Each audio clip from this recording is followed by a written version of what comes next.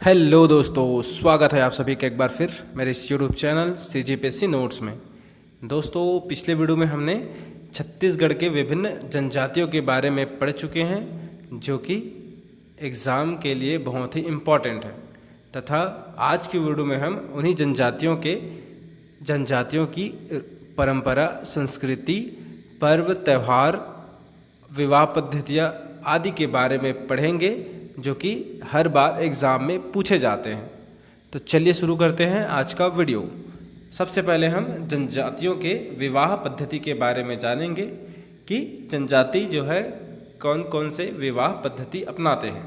तो सबसे पहले देखते हैं दूध लौटावा विवाह, जो कि दूध लौटावा विवाह रिश्तेदारों में आपस में जो है ममेरे फुफेरे और भाई बहनों का रिश्ता होता है, उनके अंदर यह विवाह होता है। जनजातियों में यह विशेष तौर पर गोंड जनजाति करते हैं दूध लौटावा विवाह। उसके बाद है क्रय विवाह।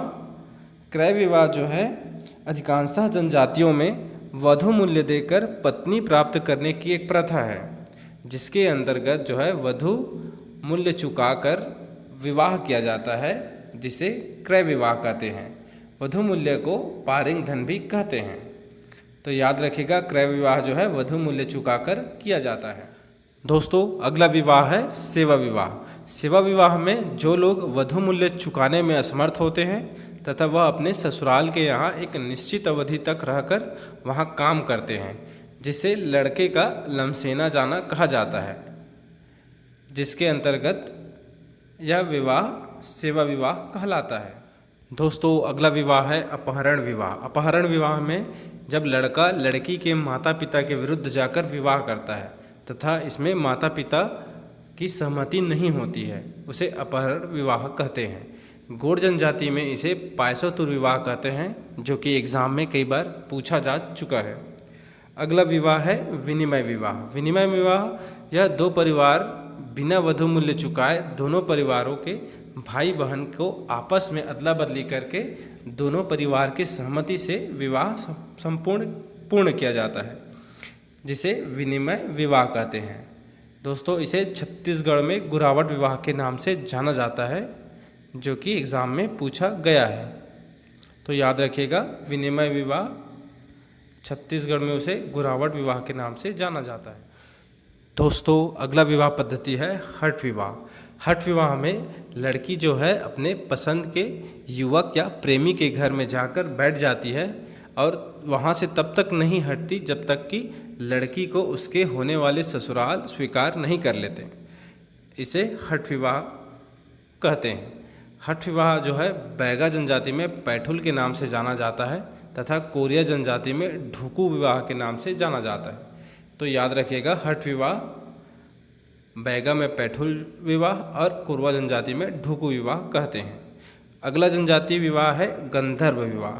गंधर्व विवाह में जब स्त्री या पुरुष अपनी इच्छा से जीवन साथी चुनते हैं तथा जिसमें परिवार का सहमति रहता है, गंधर्व विवाह कहते हैं।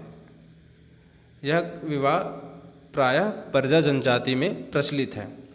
तो याद रखिएगा, गंधर्व विवाह जो है प्रजा जनजाति से संबंधित है, जो कि एग्ज़ाम में पूछा जा सकता है। दोस्तों, अगला विवाह है पोटा विवाह।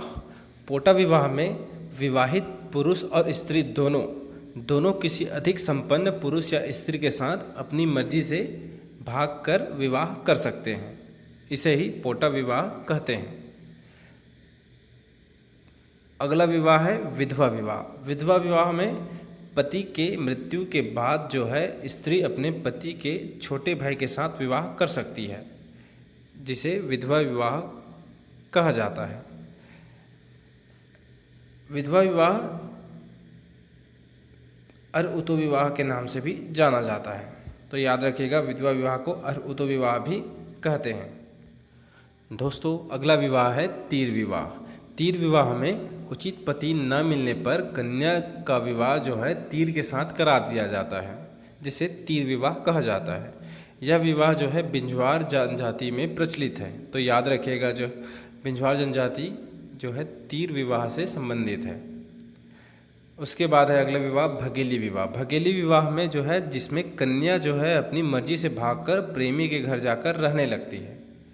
भगेली विवाह जो है माड़िया जनजाति में प्रचलित है। तो दोस्तों आज की वीडियो में बस इतना ही।